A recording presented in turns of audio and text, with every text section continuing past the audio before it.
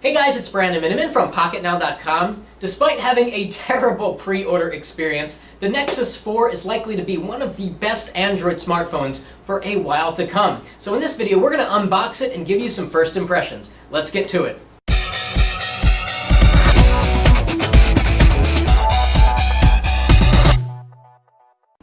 Now, the reason people are so excited about the Nexus 4 is really for three reasons. Number one, the Qualcomm Snapdragon S4 Pro has proven to be the fastest chip available in a mobile device. It smashes everything in the benchmarks. In day-to-day usage, it is fantastic, and it sips power, so it's great for battery life. Number two, the display. We saw it on the Optimus G, and now it's coming to the Nexus 4. LG's amazing display. It's got 1280 by 768 resolution, so higher than 1280 by 720p. It's got fantastic color saturation, great contrast, and overall it just is a fantastic display. And number three, Android 4.2 brings some awesome new features like widgets on your lock screen and photosphere. And unfortunately, the Nexus 4 doesn't have LTE, but iFixit found that there is actually an LTE chip on board with 7 bands of LTE support. We're going to talk about what that actually means in this video, so let's get to the unboxing. Alright, so we're going to unbox this first, and I'm going to come back on and give you some first impressions. Now, I mentioned that this has LTE support. Well, not really. It's got the Qualcomm chip that enables LTE, but doesn't have the antenna or the amplifier to make that happen. So while you might sort of be able to get LTE even if you did something with the software, you still couldn't actually get LTE because you don't have the other parts to do it with. So here we have the Nexus 4, really cool box. 4.7-inch screen, a little bit smaller than we're seeing on some other devices, makes it a little bit more friendly in the hand. And at the core, this is just an Optimus G, and actually that's a great thing because, as mentioned, we get the S4 Pro, we get a really good camera and an amazing screen, and this is running unadulterated Android, just stock Android with Jelly Bean 4.2, so it's going to be real fast. Alright, so let's take this out of the box. Oh. All right, here it goes. Ooh, very nice, very angular, very light. That is impressively light. Let's see if there's any goodies in the box. No, I don't think that there are going to be any goodies in the box. Anyway, so let's take a look at the Nexus 4. Let's do the screen protector peel off, Michael Fisher style. Let's listen to it. Oh yeah. I did it a little too fast there. Oh well, sorry, Michael. So let's look around the device. I think we've got some plastic around here. Oh yeah, you hear that? Real good stuff there. So this is the Nexus 4. It is a lot lighter than you think it would be. It's got a battery integrated, so you can't take that out. And we've got glass on the front, glass on the back, and that's kind of a liability because, like with the iPhone 4 and 4S, when you drop it, you have a 2 times more likely chance of cracking something. But Google is selling a bumper, interestingly, for the Nexus 4.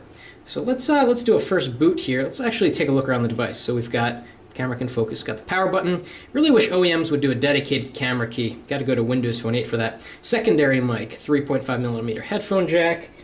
This is the micro SIM slot. Standard charging here, and this does have wireless charging. It will work with the QI.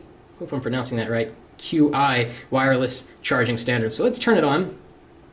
I'm not very excited to get HSPA plus data, but I think the speed of the device will make it sort of be a fair trade-off. We've got a really interesting tapered edge here. It kind of goes around, which apparently will make it much easier to do gestures with. Very nondescript front here. We've got on-screen buttons. And again, the resolution is 1280 down by 768 across, so you're getting about 48 more pixels than you get on the Galaxy Nexus and the Galaxy S3 and all those other phones that are 720p. So that's nice. So anyway, we're going to set this up and come back in a minute with some first impressions. Alrighty, now I've spent a fair amount of time here with the Nexus 4. Just want to give you some first impressions. The first impression is that this screen is tremendously smooth. In fact, it feels like there's a coating of butter on it. Not sure if that's a good thing, actually. It's just so slick. And maybe it will get less slick as it gets used and there's more oil and grease on it and other dirt particles. But right out of the box, this is the slickest screen I've ever seen and felt, and I don't know if that's a good thing, but it's a really nice taper that they have going on here, and just the entire front is a piece of glass. Something else to notice is that when you turn on the device, you get a ledge here that you don't get on the Galaxy Nexus as much, and you can actually hold the device from that ledge without doing a mispress of the button. So that's kind of cool if you're watching video or doing something in landscape mode. You can have another point to hold on to it in addition to around the earpiece like you normally do. Another observation is that there is an LED notification light down here in the center. It's really small this time. It's a lot smaller than the Galaxy Nexus. A few other observations in terms of hardware here is that around the entire device, this is a soft touch plastic. So while this front is very slick and so is the back, at least you get that rubbery feel when you hold it in your hand, which lends to a pretty good in-hand feel. It's not the thinnest device ever. It's thin, just not the thinnest. On the back here, we've got this really cool pattern. No, I'm not talking about all these fingerprints. I'm talking about these little circles that catch the light in a really interesting ways if you get it just right. The back kind of glistens and glows unlike any other phone out there. And again, you're getting a lot of fingerprints there. That's what's going to happen if you have a shiny surface, but these little circles are super cool. Anyway, so let's turn on the Nexus 4 here. I've got it set to 75% screen brightness. I turned off auto brightness because it didn't seem to be strong enough. It didn't seem to put the backlight levels up high enough, and perhaps that's just a matter of getting used to it. But I really want to see the screen shine because it's a nice screen. A 320 ppi screen. You cannot see pixels on this guy, and color saturation, you can probably tell in the video, is just fantastic. Everything looks really sharp and clear. Now in terms of performance, bouncing around, we've got a combination of Jelly Bean in addition to the brawny Qualcomm Snapdragon S4 Pro quad core, and it just, navigating around, it is fast. And there's a lot of cool Android 4.2 stuff that we'll cover later, like Photosphere and widgets on your lock screen. One of them in particular is that if you do a 2-finger swipe, you should get these quick toggles. The reason why it doesn't come up with 2 fingers is because I think there's a notification in progress right now, so it doesn't allow you to go into the quick toggles. Now the quick toggles are actually kind of ugly. They're useful, but they're a little bit ugly. It would be nice if they were a little bit more attractive, and especially if you can move them around. Maybe you want to have your brightness in the upper right corner so you can toggle it quickly. So if you tap and hold thinking that they'd move around, it just doesn't happen that way.